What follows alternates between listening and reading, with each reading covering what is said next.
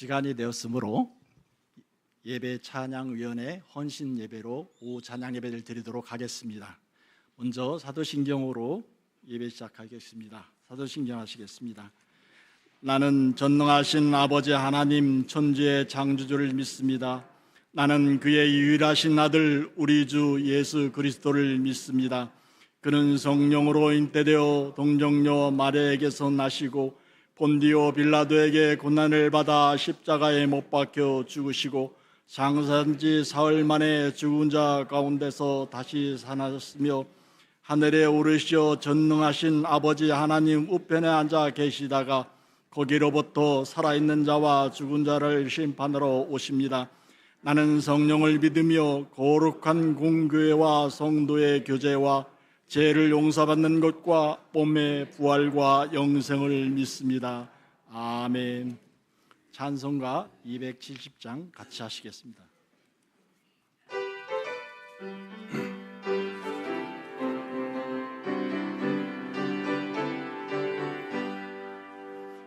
변찮는 주님의 사랑과 거룩한 보혈의 공로를 우리 다 찬양을 합시다. 주님을 만나볼 때까지 예수는 우리를 깨끗게 하시는 주시니 그의 피 우리를 눈보다 더 이게 하셨네. 우리를 깨끗게 한 피는 무궁한 생명의 물일세. 생명의 구원을 받은 자 하나님 찬양을 합시다. 예수는 우리를 깨끗게 하시는 주시니 그의 피 우리를 눈보다 더 이게 하셨네. 주님의 거룩한 보혈을 날마다 입으로 간증해 담대히 싸우며 나가세. 전국에 들어갈 때까지 예수는 우리를 깨끗게 하시는 주시니 그의 피 우리를 눈보다 더 이게 하셨네. 십자가 단단히 붙잡고 날마다 이기며 나가세. 머리에 면류관 쓰고서 주 앞에 찬양할 때까지 예수는 우리를 깨끗게 하시는 주시니 그의 피 우리를 눈보다 더 이게 하셨네. 예배를 위하여 부연장으로 수고하시는 김주일 안수지사님 나오셔서 기도 인도하시겠습니다.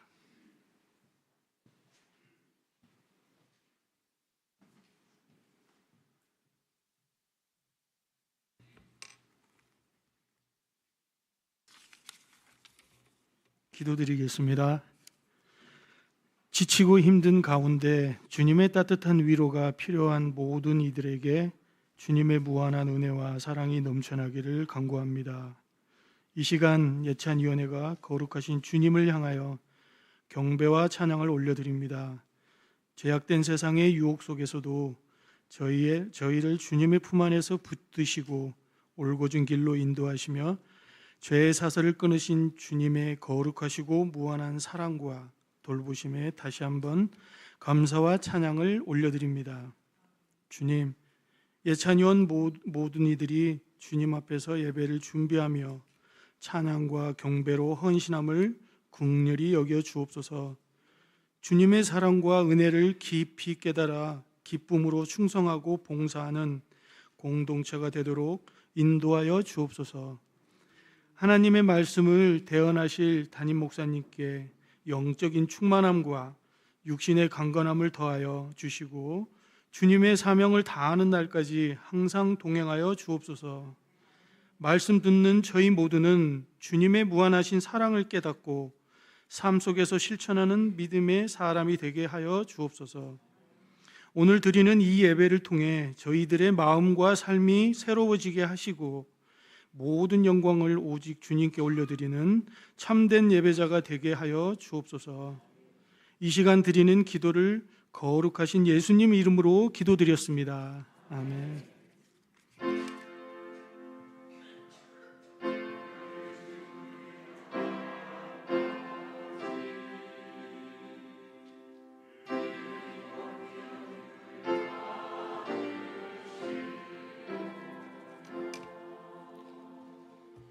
나라의 몹시며 뜻이 하늘에서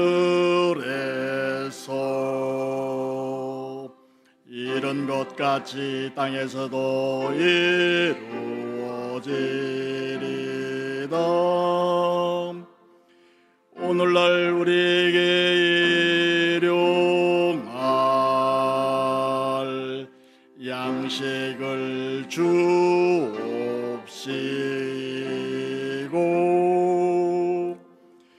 우리가 우리에게 죄진 자를 사하여 준 것 같이 우리 죄를 사하여 주옵시고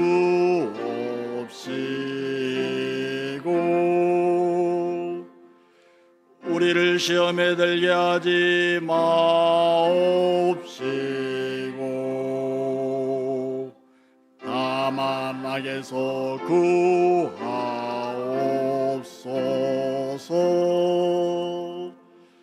내게 나라와 권세와 영광이 아버지께 영원히 있사옵나이다.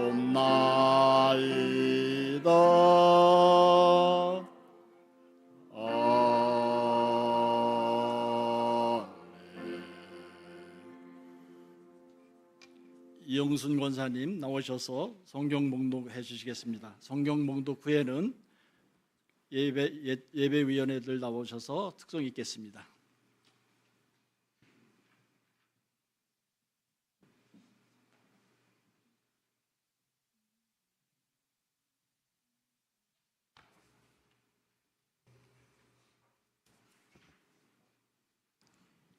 성경 말씀은 출애굽기 18장 1절로 12절까지의 말씀입니다. 108쪽에 있는 말씀입니다. 봉독하겠습니다. 모세의 장인이며 미디안 제사장인 이드로가 하나님이 모세에게와 자기 백성 이스라엘에게 하신 일, 곧 여호와께서 이스라엘을 애굽에서 인도하여 내신 모든 일을 들으니라. 모세의 장인 이드로가 모세가 돌려보냈던 그의 아내 시브라와 그의 두 아들을 데리고 왔으니 그 하나의 이름은 게르솜이라. 이는 모세가 이르기를 내가 이방에서 나그네가 되었다 하며 하나의 이름은 엘리에셀이라. 이는 내 아버지의 하나님이 나를 도우사 바로의 칼에서 구원하셨다 함이더라. 모세의 장인이 들어가 모세의 아들들과 그의 아내와 더불어 광야에 들어와 모세에게 이르니 곧 모세가 하나님의 산에 진친 곳이라. 그가 모세에게 말을 전하되 내 장인 나 이드로가 내 아내와 그와 함께한 그의 두 아들과 더불어 내게 왔노라. 모세가 나가서 그의 장인을 맞아 절하고 그에게 입 맞추고 그들이 서로 문안하고 함께 장막에 들어가서 모세가 여호와께서 이스라엘을 위하여 바로와 애굽 사람에게 행하신 모든 일과 길에서 그들이 당한 모든 고난과 여호와께서 그들을 구원하신 일을 다 그 장인에게 말하며 이드로가 여호와께서 이스라엘에게 큰 은혜를 베푸사 애굽 사람의 손에서 구원하심을 기뻐하여 이드로가 이르되 여호와를 찬송하리로다. 너희를 애굽 사람의 손에서와 바로의 손에서 건져내시고 백성을 애굽 사람의 손 아래에서 건지셨도다. 이제 내가 알았도다. 여호와는 모든 신보다 크심으로 이스라엘에게 교만하게 행하는 그들을 이기셨도다 하고 모세의 장인 이드로가 번제물과 희생 제물들을 하나님께 가져오매 아론과 이스라엘 모든 장로가 와서 모세의 장인과 함께 하나님 앞에서 떡을 먹으니라. 아멘.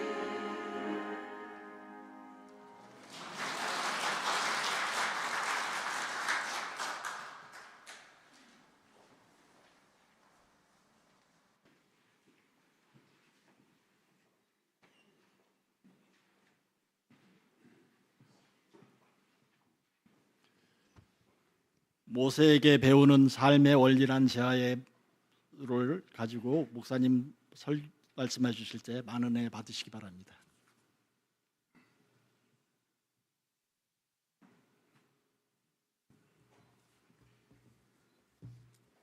저는 남과 똑같이 살아가는 그런 것에 대해서 그렇게 썩 만족하지 않습니다. 그래서 뭔가 좀 이렇게 다른 그런 걸 굉장히 좋아하거든요. 새로운 거 도전하고, 새로운 거 보고, 새로운 거 행동하고. 그런데 무슨 얘기를 하려고 하면, 이제 올해부터는 우리가 이렇게 헌신 예배 드릴 때 찬양을 했잖아요. 오늘 찬양 참 잘했죠. 정말 아주 품위 있게, 아주 실력도 좋게, 은혜롭게 찬양 잘했습니다. 오늘 박수 소리가 거기에 너무 못 미쳤어요. 그래서 박수를 치되 한참 한 5초 이상 박수를 치는 걸로. 자, 찬양이 끝났습니다. 네.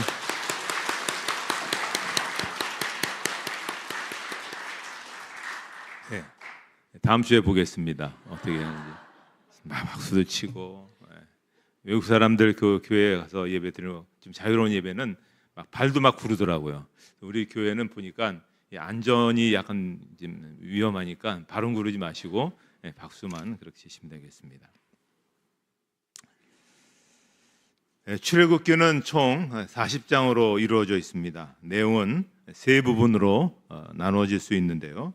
1장부터 18장까지는 출애굽과 관련된 그런 이야기를 하고 있어요. 그리고 19장부터 35장까지는 모세가 시내산에서 하나님으로부터 율법을 받아서 이스라엘 백성들과 언약을 맺는 그러한 사건이 이제 기록되어 있습니다. 그리고 36장에서부터 40장까지는 이제 성막을 제작하는 그러한 과정을 말씀하고 있습니다.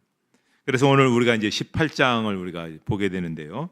이 18장은 그러니까 출애굽기의 1부와 2부를 연결해 주는 그런 내용입니다. 그러니까 출애굽 사건의 마지막 부분을 이야기하고 이제 모세가 시내산에 올라가서 율법을 받게 되는 그 시작되는 그 점, 새로운 변화의 시점이 바로 출애굽기 18장이다. 이렇게 생각하시면 되겠습니다. 자, 그동안 이스라엘 백성들은 홍해를 건넌 후에 3일 동안 수루 광야를 지나서 마라와 엘림을 거쳐 흰 광야에서 하나님이 공급해 주시는 만나와 메추라기를 먹었습니다. 그리고는 르비딤에 가서 거기서 또 물을 마시게 되죠. 그리고 시내산 광야에 이르게 됩니다. 자, 여기 바로 모세가 율법을 받으러 시내산에 오르기 직전 이 18장에 아주 흥미로운 사건 하나가 나타납니다. 그건 뭐냐면 모세가 장인을 만나는 장면을 볼 수가 있습니다. 자, 장인이 이드로인데요. 이드로는 모세 아내인 십보라와 두 아들들을 데리고 모세 가족들을 데리고 지금 모세를 만나게 됩니다. 이 짧은 사건이지만 이 짧은 만남의 사건 속에서 우리 인생에서 정말 필요한 헌신과 삶의 어떤 자세를 우리가 배울 수가 있습니다. 모세는 먼저 사역의 책임과 또 가정의 책임을 함께 같이 잘 조화를 이룬 그런 사람이라고 볼 수가 있습니다.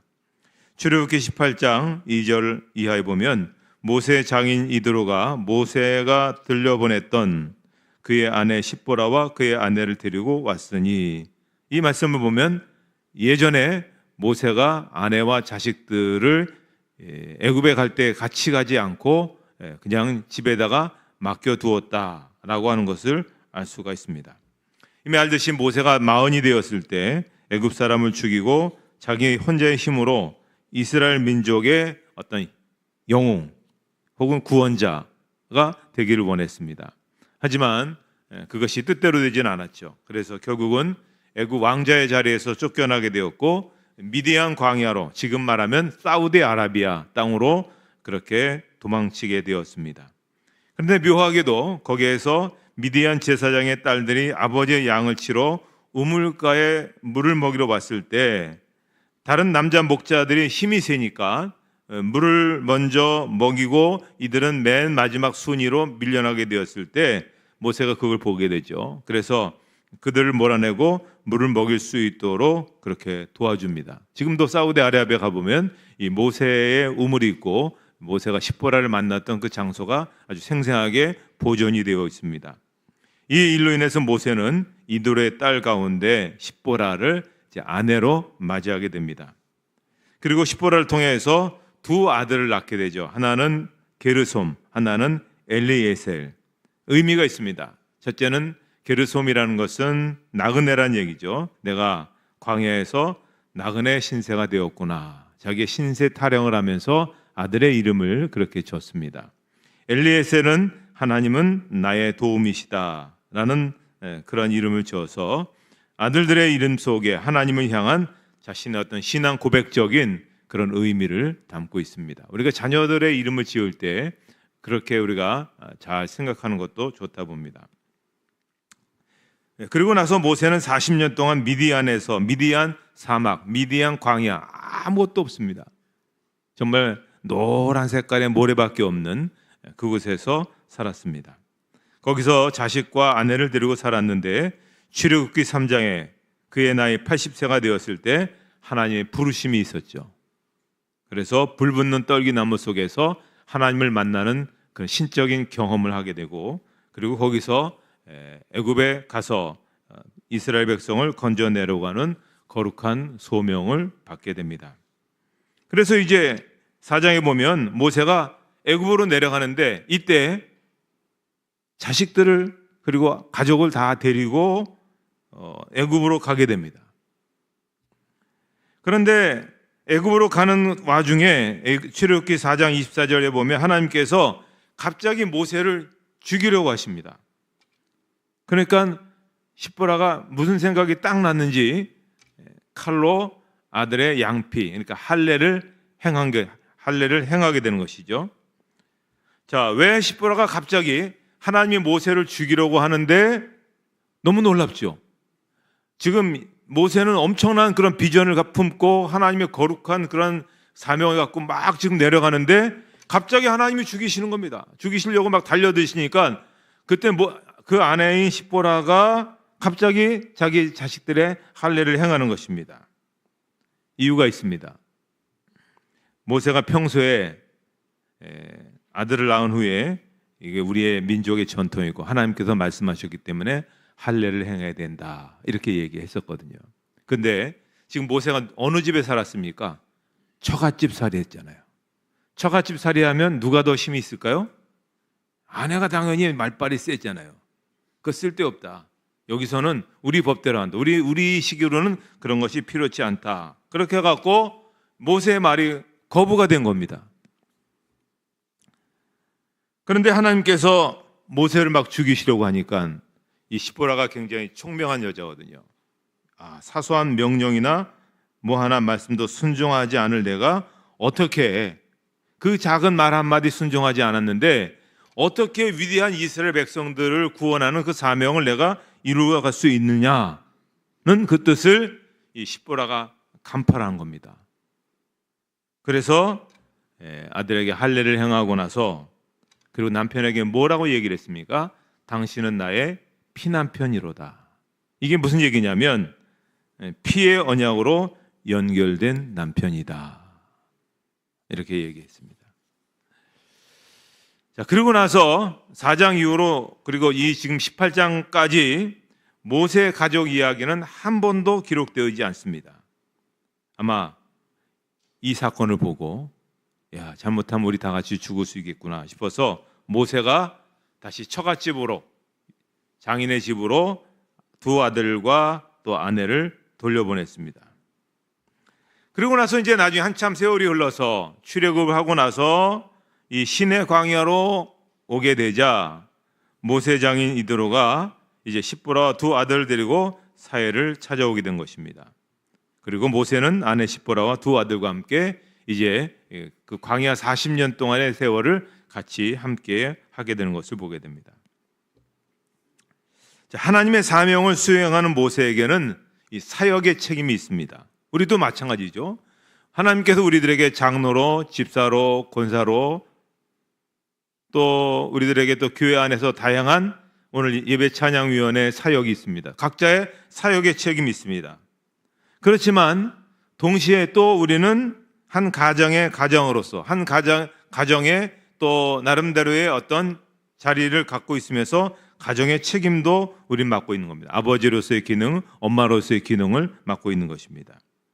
때로는 사역의 책임이 가정의 책임보다 커질 수도 있고, 때로는 가정의 책임이 사역의 책임보다 커질 수 있습니다.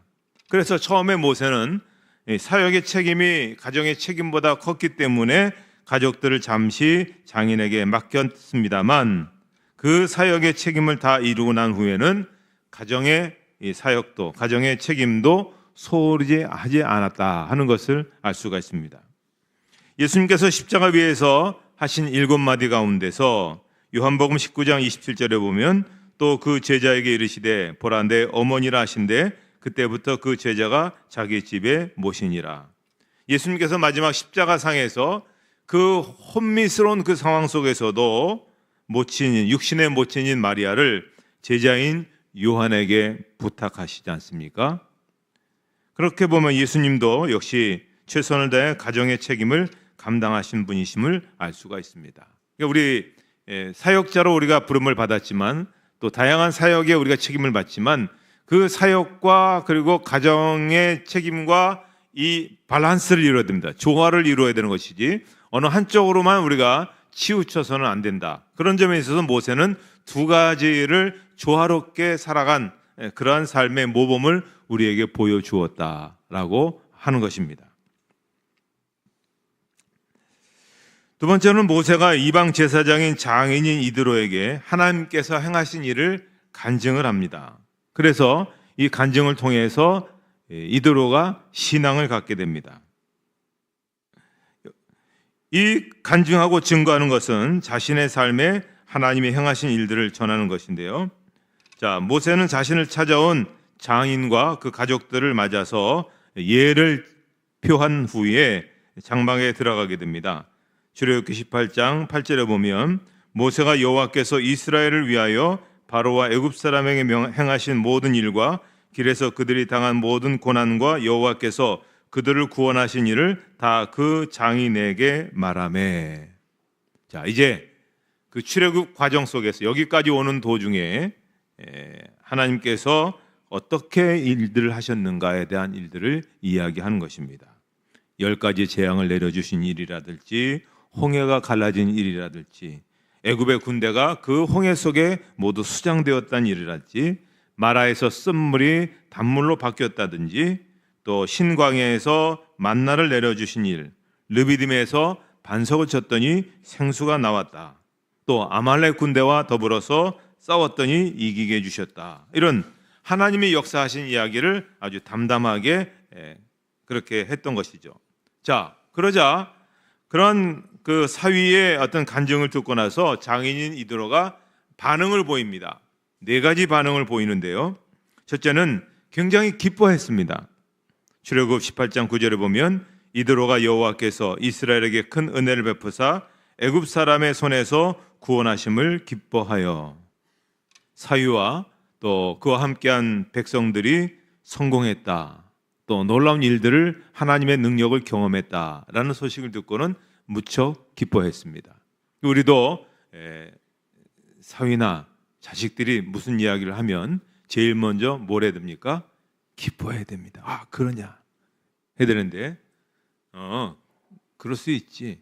다가 해봤어. 이러면 이제 벌써 김이 새는 거거든요. 기뻐해야 됩니다. 두 번째로는 찬송을 했습니다. 출애굽기 18장 10절에 보면 이드로가 이르되 여호와를 찬송하리로다. 너희를 애굽 사람의 손에서와 바로의 손에서 건져내시고 백성을 애굽 사람의 손 아래에서 건지셨도다.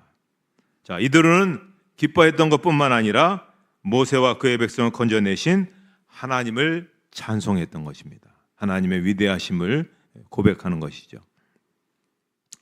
그러고 나서 세 번째 뭘 했냐면 신앙을 고백합니다. 18장 1절에 11절에 보시면 이제 내가 알았도다. 여호와는 모든 신보다 크심으로 이스라엘에게 교만하게 행하는 그들을 이기셨도다 하고 이드로는 이제 자네가 왜 그런 일을 했는지 알게 되었고 참신이 누구인지 알게 되었다라고 고백하고 있습니다. 우리가 알듯이 이드로는 이방 제사장이었거든요. 그런데 자기도 신을 섬기던 사람이었는데 참신이 누구인가를 비로소 알게 되는 것이죠. 그리고는 예배를 드렸습니다. 출애굽기 18장 12절에 모세 장인 이드로가 번제물과 희생제물들을 하나님께 가져오매 아론과 이스라엘 모든 장로가 와서 모세 장인과 함께 하나님 앞에서 떡을 먹으니라.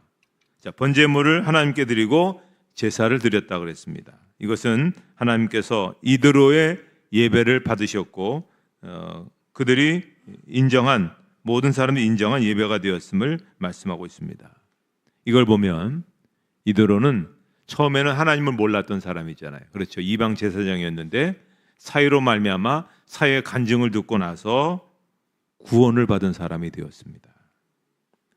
모세의 증거로 인해서 장이 구원을 받게 되었습니다. 오늘 우리가 가족 구원을 우리가 하기가 참 쉽지가 않습니다. 그런데 오늘 우리가 이와 같은 그 모세의 어떤 그런 이와 같은 증거와 또 어떤 간증하는 모습을 통해서 어떻게 우리가 전도할 수 있는지 또 하나님 앞으로 인도할 수 있는지를 볼 수가 있습니다. 그래서 우리가 복음을 열심히 증거하고 간증해야 됩니다. 복음을 증거하고 하나님께서 우리에게 베푸신 일들을 증거하면 열매는 하나님께서 거두게 해 주실 것입니다. 자, 증거하는 데 있어서 가장 확실한 방법이 있습니다. 그것이 무엇일까요? 자, 거기 한번 스크린에 올려주시죠. 자, 이겁니다. 우리 한번 같이 한번 읽어보도록 하겠습니다. 저는 예수님을 믿기 전 이런 사람이었는데 이렇게 바뀌었습니다. 전에는 소망이 없던 사람이었는데 예수님을 믿고 소망을 갖게 되었습니다. 내가 전에는 이러이러한 이유로 죽으려고 했던 사람이었는데 예수님을 믿고 희망을 갖게 되었습니다. 이것이 전도의 핵심입니다. 내가 과거에는 이러이러했는데 예수님을 만나고 나서 이러이러하게 되었다. 그러니까 우리가 이제 조금 있으면 설이 되어서 가족 형제들을 만나게 될 때 가장 중요한 게 이거죠. 내가 이러했었는데 이제는 예수 안에서 살다 보니 내가 이렇게 살게 되었다.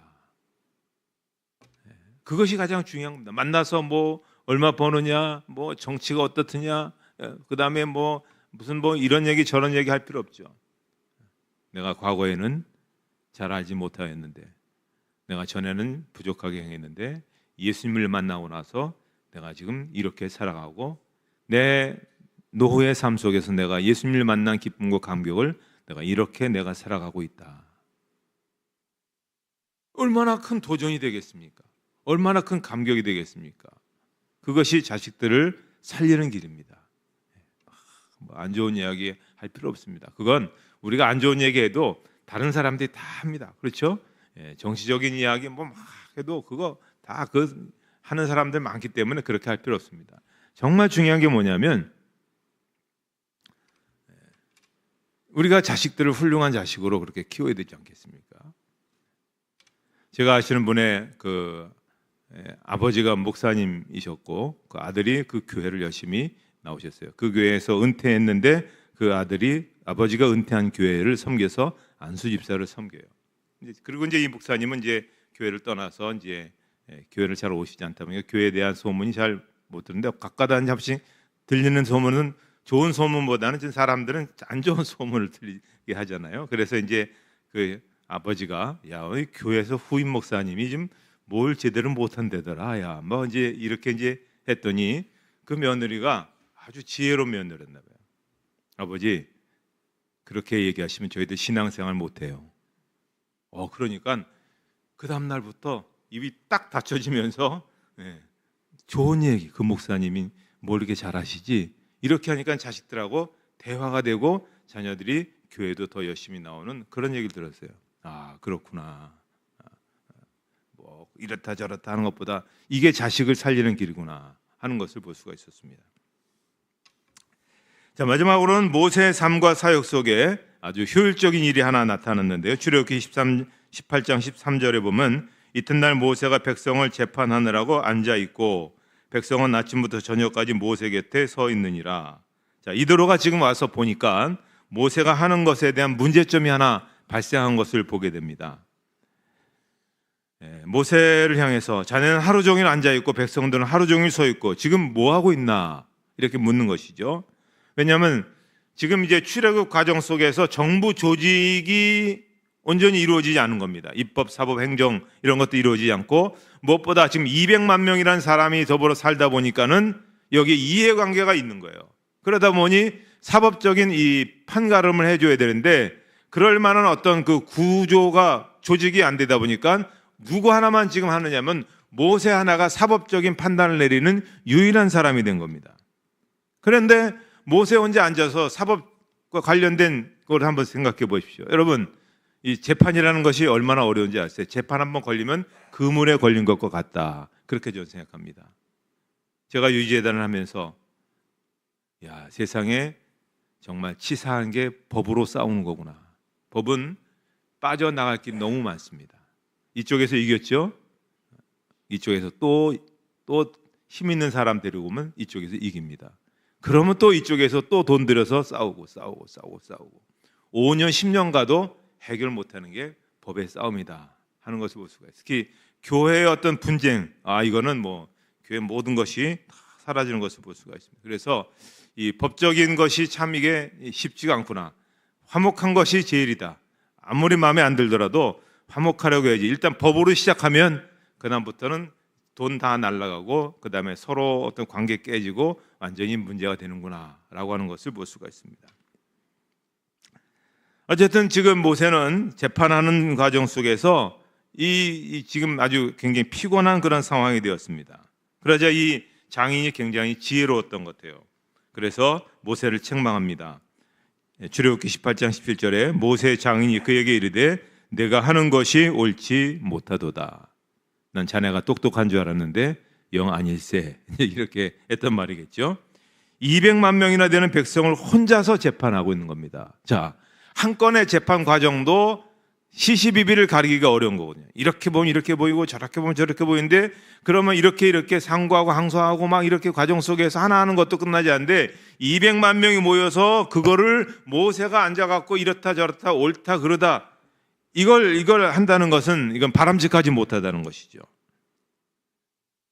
그래서 장인의 충고가 어떻게 보면 기분 나쁠 수 있을지 몰라요. 왜냐하면 자기는 지금 이스라엘 민족이 이끄는 그런 영웅이고 최고 리더십인데 그렇지만 모세는 장인의 제안을 겸손하게 받아들입니다. 그리고 장인이 세 가지를 제안을 합니다. 첫째는 뭐냐면 제덕이 겸비한 자를 택하라. 출애굽기 18장 21절에 보면 너는 또 온 백성 가운데서 능력 있는 사람들 곧 하나님을 두려워하며 진실하며 불의한 이익을 미워하는 자를 살펴서 백성 위에 세워 천부장과 백부장과 50부장과 10부장을 삼아. 자, 여기서 보면 재주만 있어서도 안 되고 덕만 있어서도 안 됩니다. 제덕이 겸비한 사람을 뽑아라. 그래서 제덕이 겸비한 사람들 가운데 경중을 가려서 상중하를 가려서 제덕이 뛰어난 사람을 천부장, 조금 못 미치는 사람을 백부장, 50부장, 10부장. 이제 사법 조직을 갖추라는 얘기죠. 두 번째는 그들에게 하나님의 뜻을 가르치라는 것입니다. 출애굽기 18장 20절에 보면 그들에게 율례와 법도를 가르쳐서 마땅히 갈 길과 할 일을 그들에게 보이고 교육을 시키라는 겁니다. 아무리 너희가 지금 사막길을 걷고 있어서 여러 가지 교육의 어떤 환경과 시스템이 어렵지만 그거 핑계 대지 말고 가르치라는 겁니다. 세 번째는 일의 경중을 나누어서 작은 일을 그들에게 맡기라는 것이죠. 그래서 큰 일은 모세가 직접 하고 작은 일은 그들이 스스로 재판할 수 있도록 경중을 구분하라는 겁니다. 출애굽기 18장 22절에 그들이 때를 따라 백성을 재판하게 하라. 큰 일은 모두 내가 가져갈 것이요 작은 일은 모두 그들이 스스로 재판할 것이니 그리하면 그들이 너와 함께 담당할 것인즉 일이 내게 쉬우리라. 권한 위임을 이야기하고 있는 겁니다. 모세가 감당할 만한 일과 그리고 나머지 일은 그 마땅한 그 사람들에게 나눠주는 것이죠. 어떤 이들은 모세가 하나님의 음성을 듣지 않고 사람의 수단과 방법을 사용했다고 비난하는 사람도 있지만 그러나 그것은 합당하지 않습니다. 왜냐하면 모세가 하나님의 인가를 받았습니다.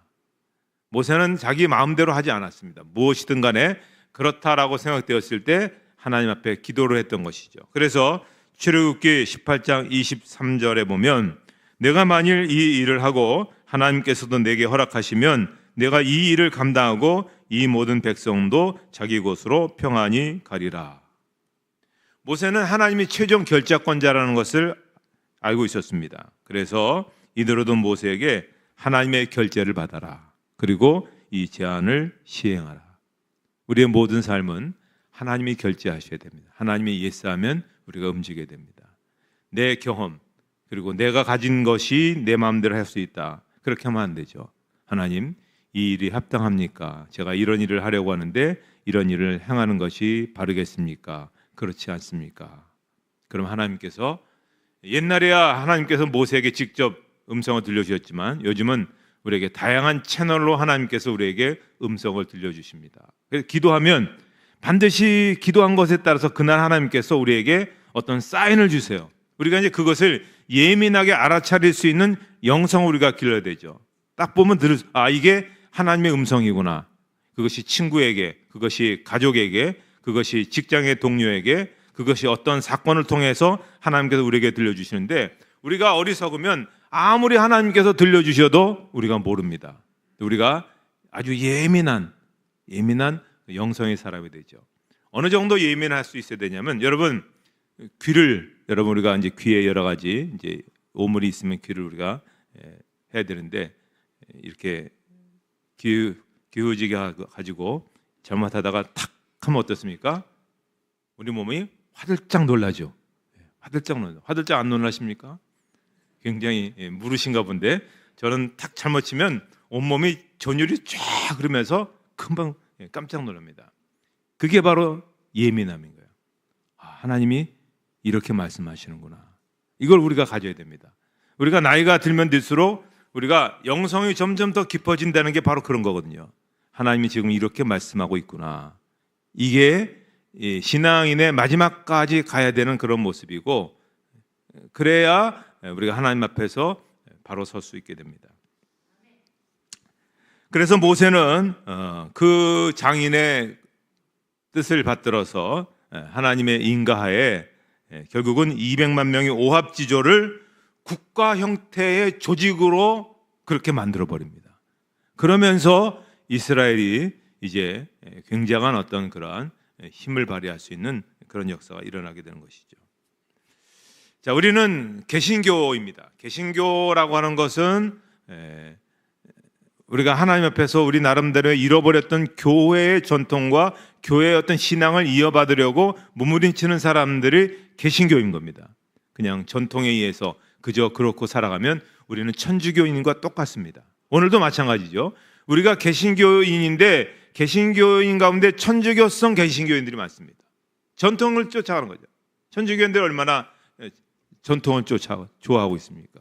아주 지긋지긋하게 전통을 쫓아가지만 우리는 뭡니까? 초대교회에서 그 생생한 생동력 있는 신앙의 길을 보여주었던 우리 신앙의 선배들의 길을 가려고 우리는 끊임없이 변화를 추구하는 것이 바로 오늘 우리의 모습인데 그 가운데 하나가 뭐냐면 우리는 모든 성도들은 다 제사장이다. 만인 제사장이다. 그런 얘기가 있습니다. 어떤 한 사람만 제사장이 아니죠. 모든 사람이 다 하나님 앞에 가서 예배를 드리고 예배를 이끌어 갈 수 있는 사람들이죠. 왕 같은 제사장이다.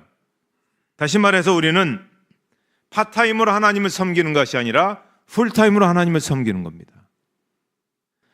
저같이 목사로서 교회로서의 어떤 교회가 저로서 하여금 목회를 잘하게 하고 또 사례를 주면서 하는 것이 풀타임이고 또 우리 교회 잠깐 오시는 분들이 파타임이라고 그런 것이 아니라 우리 모두는 다 똑같은 하나님 앞에 풀타임 사역자들입니다. 풀타임으로 하나님을 섬기는 제사장, 이것이 바로 우리 개신교의 핵심 정신입니다. 우리가 이걸 잊어버리면 우리는 천주교로 가는 겁니다. 아닌 것 같은데 천주교성으로 우리는 가는 것입니다. 그래서 가정에서도 우리가 제사장입니다. 부모가 제사장이에요. 그러면 제사장이 뭡니까? 예배를 이끌어가는 겁니다. 부모로서 예배를 잘 이끌어가지 못하고 부모로서 하나님의 음성을 듣고 그것을 분별할 수 있는 능력이 없고 그렇다면 우리가 하나님 앞에 우리가 책망을 받겠죠. 만인 제사장이라고 그러는데 우리가 끊임없이 영성을 길러야 됩니다. 하나님의 제사장, 하나님의 일꾼으로서의 그 길을 가는 것입니다. 오늘 예배 찬양위원회 중요한 건 뭡니까? 하나님 앞에 온전한 예배를 드리게 하는 모든 조건들을 갖춰서 힘써가고 또 모든 사람들이 하나님과 영적인 교제를 온전히 이루어갈 수 있도록 하기 위해서 애써가기 위해서 수고하는 것이죠. 여러 가지 해야 할 일이 많습니다. 교회는 안 하려면 일이 없습니다. 하려고 하면 일이 엄청나게 많지만 하면 할수록 더 깊어지고 더 풍성해지고 더 높아집니다. 따라서 하나님께서 우리에게 주신 이 모든 일들을 아름답고 선하게 잘 감당하는 하나님 앞에 귀하게 쓰여지는 여러분의 삶이 되시기를 주님의 이름으로 축복합니다. 하나님 아버지 감사합니다. 또 이렇게 저희들이 또 헌신의 시간을 가져서 다짐하면서 좀 더 나은 하나님의 사역자들로서 살기를 원합니다. 예배를 위해서 또 하나님을 찬양하는 데 있어서 하나님 더 힘있게, 더 영적으로 깊게, 더 권세 있게 쓰여지길 간절히 원합니다. 또한 우리 가정 속에서도 우리가 신실한 하나님의 종들로 또 제사장으로서의 그 모든 일을 잘 감당하는 그런 저희가 되기 원합니다. 그래서 생명력이 있고 하나님의 살아있는 생생한 은혜를 경험하는 그런 일들이 늘 풍성하게 나타나게 하여 주시옵소서. 예수님의 이름으로 기도하옵나이다. 아멘.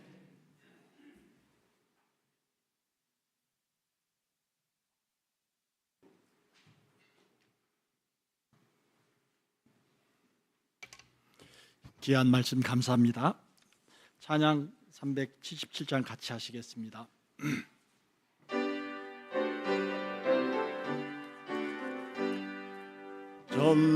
전능하신 주 하나님, 나는 순례자이니 나는 심히 연약해도 주는 강하옵니다. 하늘 양식 먹여주시옵소서.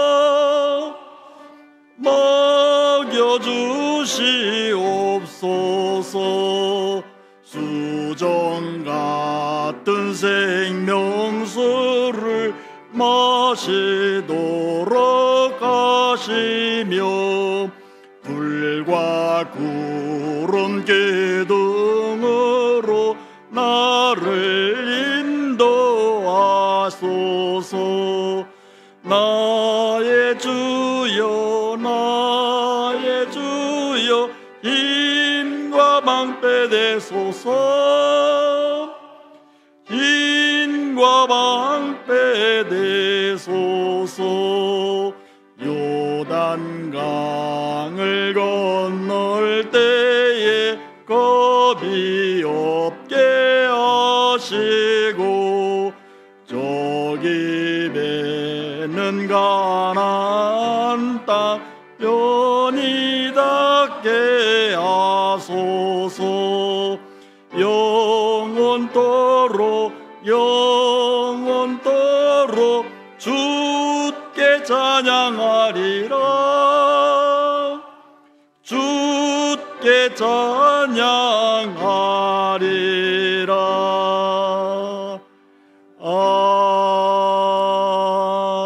아멘. 드려진 헌금을 위해 백계숙 권사님 기도 인도하시겠습니다.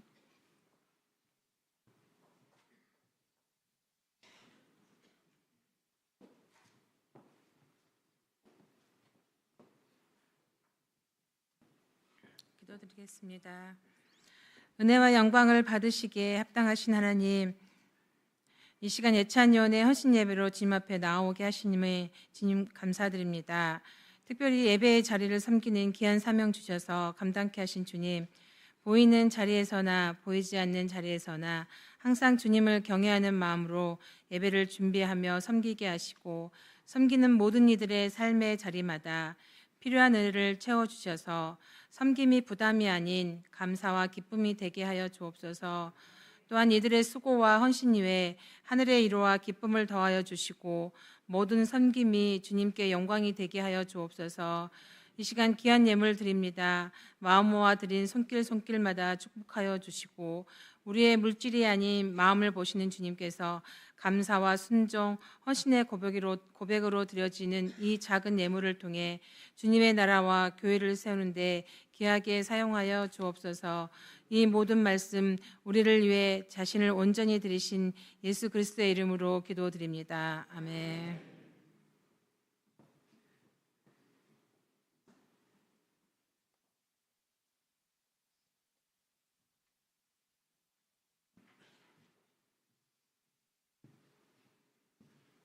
이제 우리 목사님 나오셔서 광고하시고 축도하심으로 예찬회나 헌신 예배를 마치도록 하겠습니다.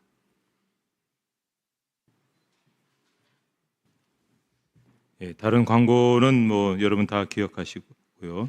특별히 우리 청년부가 애타게 참석하기를 원하시니까 토요일 날 오셔서 격려해 주시고 같이 또 찬양해 주시면 고맙겠습니다.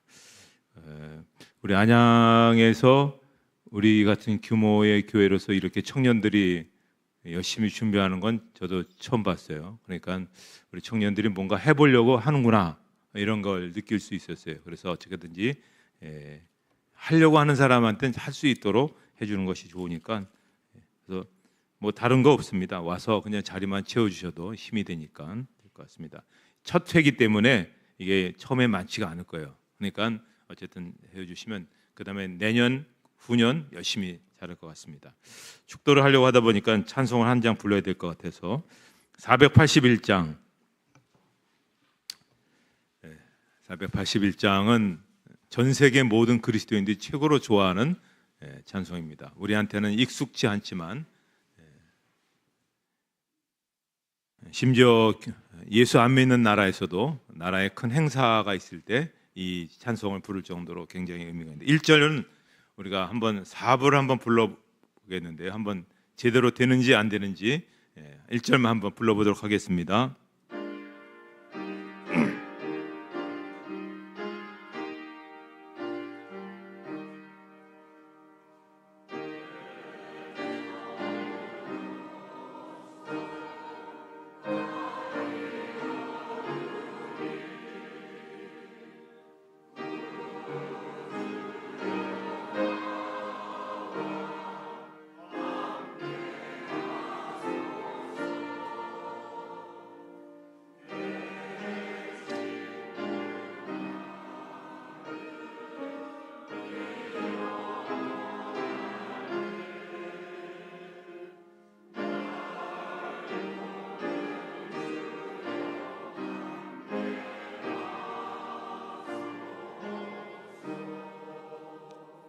네, 너무 잘하셨습니다. 엘토가 좀 힘을 내주시고 베이스가 힘을 내주시면 좋겠습니다. 2절은 여성이, 3절은 남성이, 4절은 4부로 그렇게 하도록 하겠습니다. 전주.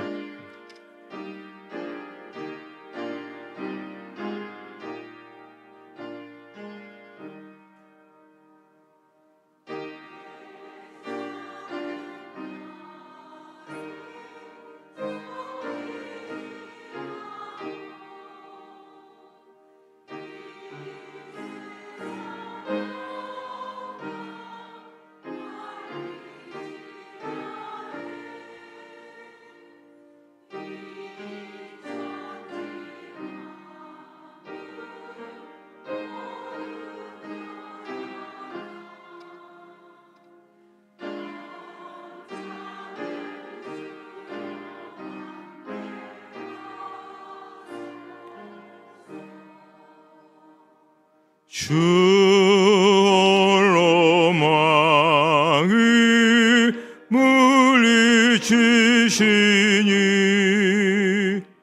언제나 나와 함께 하소서. 주같이 누가 보아리까. 사랑의 주여 함께 하소. 4부로 4절 하겠습니다. 이 육신세 능함을 때 십자가 밝히 보여주소서. 내 모든 슬픔 위로하시고 생명의 주여 함께 하소서.